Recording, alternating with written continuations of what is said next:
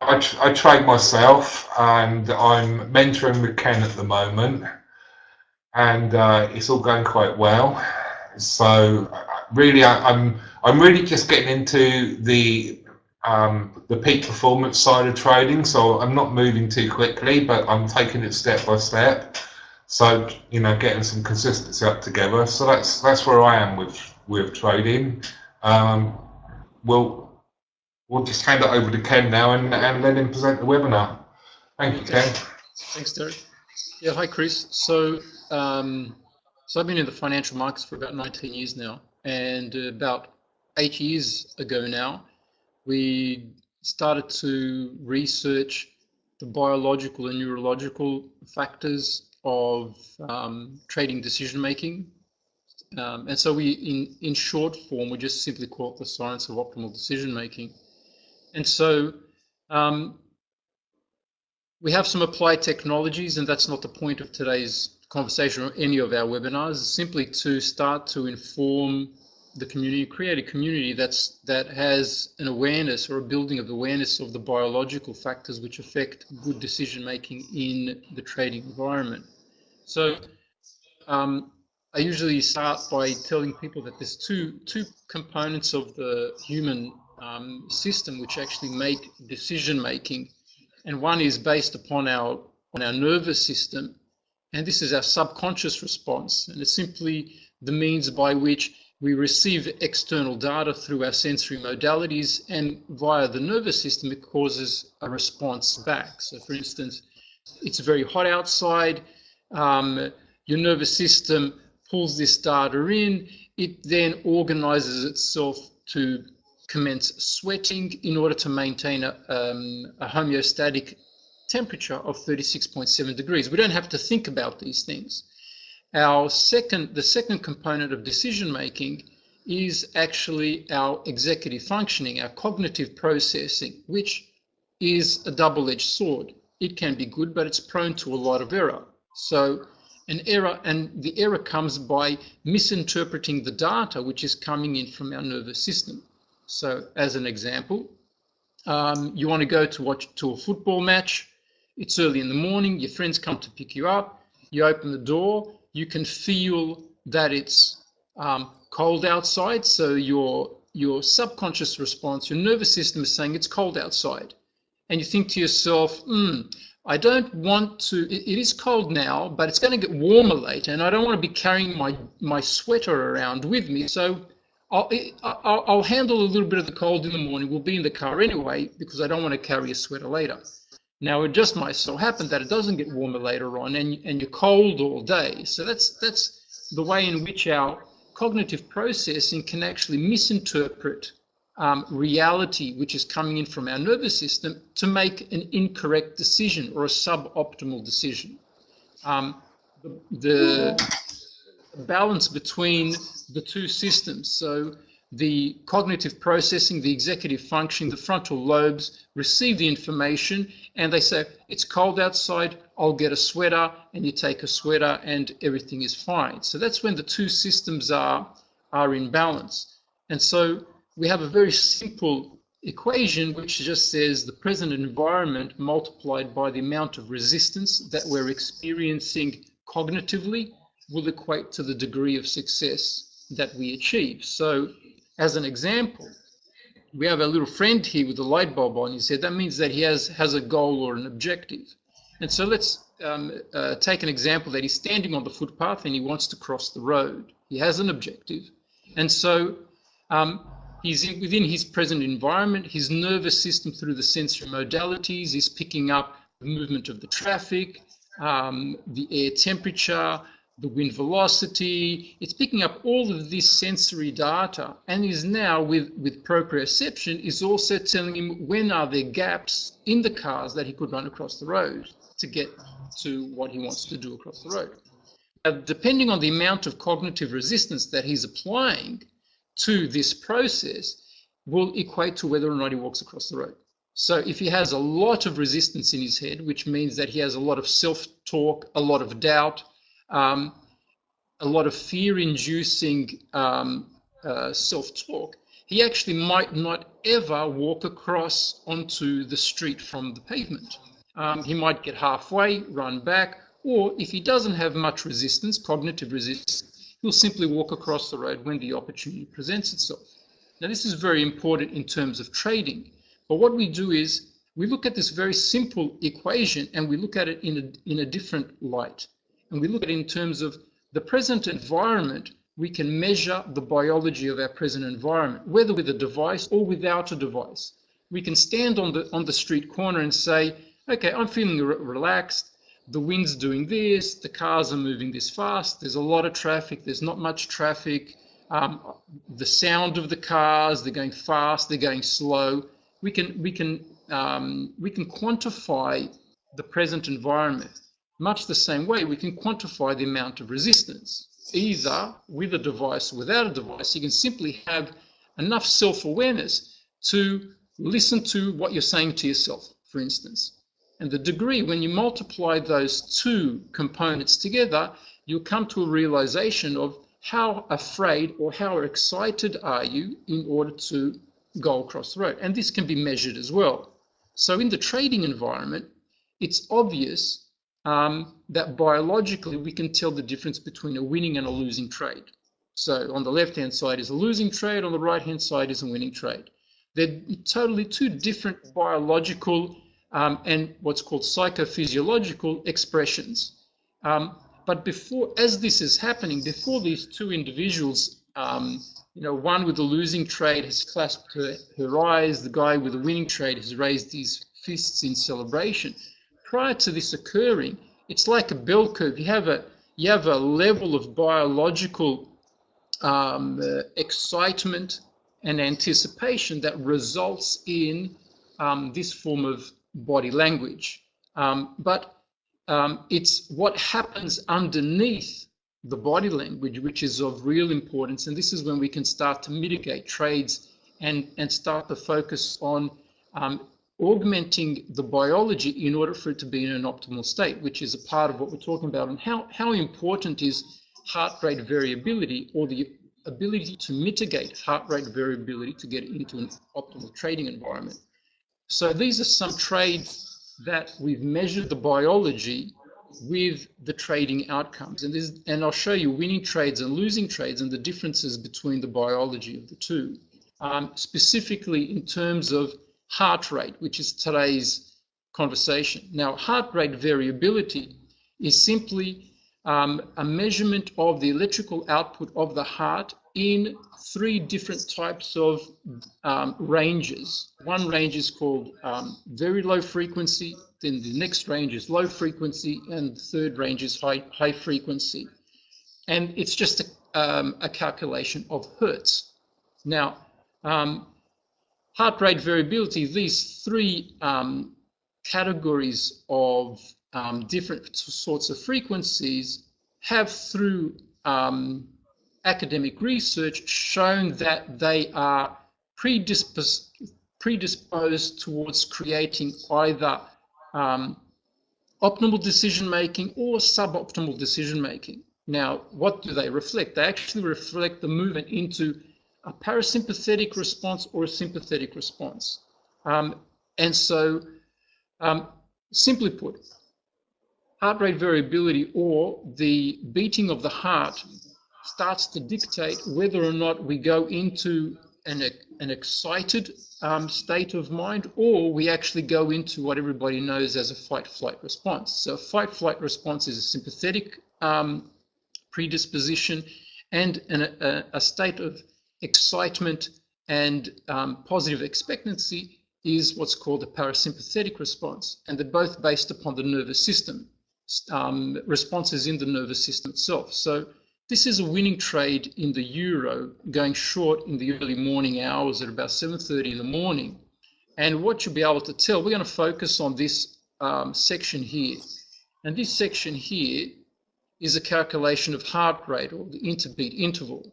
Down here we have what I spoke about. These are the three ranges of heart rate. Well, this is literally what heart rate variability looks like. You have very low frequency, and high frequency power bands.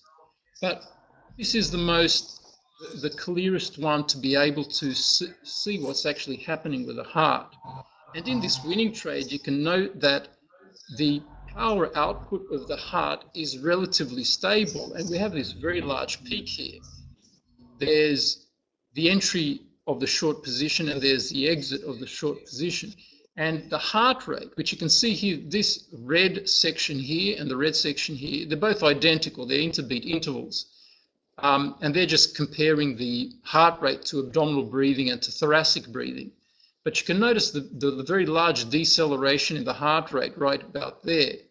Now that corresponds with this derivative calculation of power spectrum, and it's peaked at 4,000. And it's actually in anticipation of the profit target being hit. So about 2 to 3 minutes, about 3 minutes prior to the profit target being hit, the nervous system and the autonomic nervous system actually, in anticipation, went into excitement mode.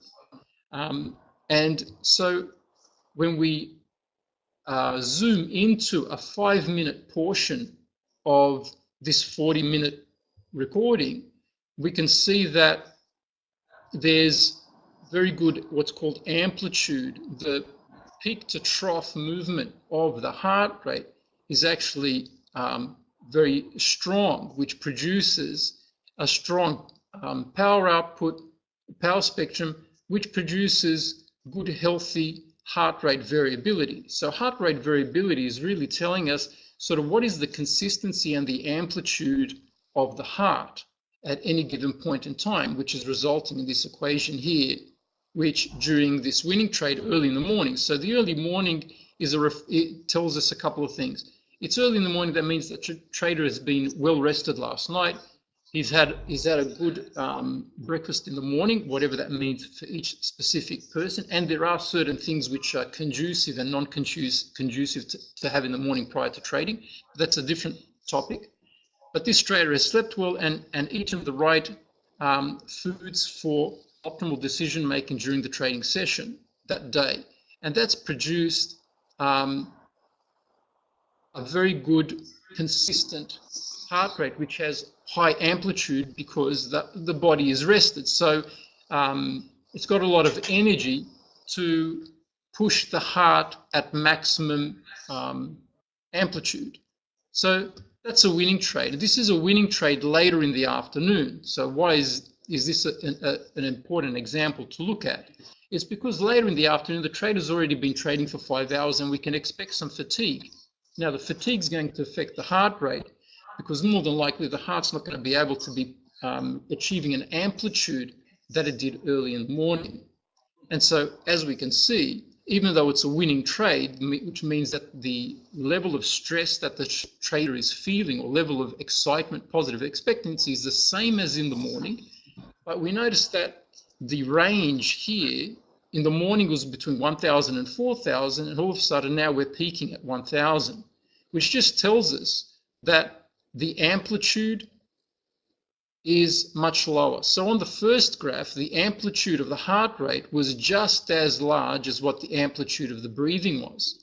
We're now later in the afternoon, the breath rate is still maintaining a very similar amplitude to early in the morning, but the heart can't quite push as hard as what it does in the morning, which reflects itself in a lower power spectrum.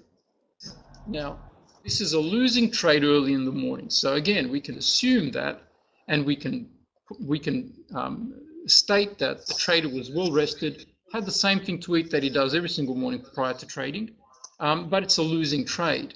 And so what we can notice is the extreme volatility in the heart rate. And that extreme volatility has put pressure on the heart that it actually, as a muscle, it's not relaxed enough to be able to generate the amplitude that it can under homeostatic conditions. So when it's in a comfortable and relaxed environment, early in the morning, it's producing a power spectrum range between 1,000 and 4,000. All of a sudden, because the trade has gone into a trade in the wrong direction, the heart as a muscle now has constricted from pressure, from being in a threatening environment. and can't produce a power spectrum more than 1,000. In addition to that, it's experiencing extreme volatility now in the interbeat interval. So when we go and magnify it, we start to notice that a lot more very, very volatile decelerations occurring in the heart. And now even the structure of the interbeat interval is actually starting to deteriorate. And again, that's causing a low power spectrum. So there are vast differences between winning trades and losing trades, and the effect of fatigue and stress on the heart. So this is a losing trade in the afternoon session. Again, it means that we also have to add on to a losing position in the morning the effects of fatigue. And lo and behold, you'll find that instead of a losing trade in the morning having a power spectrum between 500 and 1,000, this time later in the afternoon in a losing trade, we have a maximum power spectrum of 500. In addition, we have extreme volatility that's occurring due to the pressure on the heart. And we can notice now that the amplitude of the heart rate has decreased even more. And what we start to notice is, again, we have deterioration of the interbeat interval, that it's not even looking what it should under normal conditions. The heart rate to breath rate coherence is now totally gone off. This means that the heart rate is decelerating when the breath rate is inhaling, which should be the opposite way around. Our heart rate normally under homeostatic parasympathetic conditions, our heart rate will decelerate when we exhale, and it will accelerate when we inhale. And so we've had a total collapse. With this sign of extreme fatigue in the heart here, it's produced an extremely low power spectrum once again, because there's no amplitude. We can notice here that the power spectrum has dropped down to about, I think the proper reading was 25. And so this is the effects of heart rate on winning and losing trades, and the need to start to mitigate your heart rate, be aware of your heart rate, and know what can you do in order to be able to pull a maximum output of your heart. Now, why is that important? It's important because you want there to be the correct blood oxygen supply, which is going to your brain. You don't want any adrenaline or non-adrenaline to be coursing through your veins, because all that does is decrease the blood oxygen supply to your brain, which makes your decision making even less optimal. It puts stress upon your muscles, which decreases your heart rate, which again just exacerbates the fact that you're not getting oxygen into your brain. And now all of a sudden you're prone to producing erratic behaviors, which, in its extreme, looks like you go long, and then 2 seconds later you reverse decision and you go short.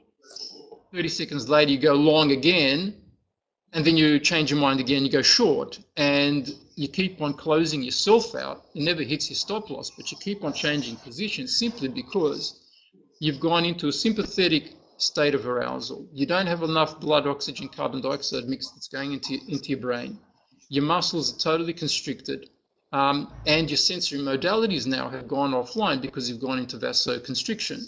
So it's very important to mitigate the heart rate, to recognize when you're moving into a state which is sympathetically inclined, and start to relax oneself to be able to go into a parasympathetic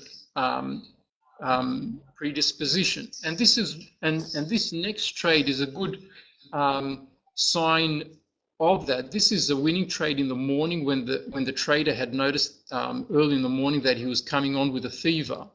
And so you have the stress of a fever, so you have a deterioration of the biology of the trader, and in addition to that, you have a self-awareness of the trader to actually know that, and to start to mitigate the heart rate through breath rate in order to maintain an optimal enough state of biology prior to going home. So much the same way as the other winning trades, you have a relative consistency in the stability of the power spectrum. This was the entry position. The exit wasn't marked, but the exit is here. And you will notice that the power spectrum has dropped down to 500. And this is simply because of the onset of the fever. In the next graph, you can see that, again, the amplitude of the heart rate is decreased simply because of the onset of the fever. So its point of the presentation is to demonstrate the importance of heart rate and the way that it affects winning and losing trades, and the way that winning and losing trades also affect heart rate. So if you're in a state where you're feeling this sort of biology, which means that your heart rate is fatigued, it's a suboptimal decision-making biological state. So the question would be, do you really want to risk money when you're in this state, when you do have the capacity to be in this sort of a state, which is an optimal decision-making state? So, you know, on a biological at a biological perspective, this is the type of state that you invest in. This is an optimal decision-making state, and this is a suboptimal decision-making state. And so when we're either trading with our own money or with other people's money, the way to really discern on whether or not you're a horse to be bet on is simply to have a look, or to start to have a self-awareness and say, I really don't feel good today, or I really don't feel good in this trade. My heart's coming out of my chest, my hands are sweaty, my fingertips are cold, I'm not in an optimal state. How do I know that? Well, because I've just gone into vasoconstriction. So, which means that I don't have the right amount of blood oxygen supplied to my brain. So the decision that I'm making at this point in time is most probably not very good.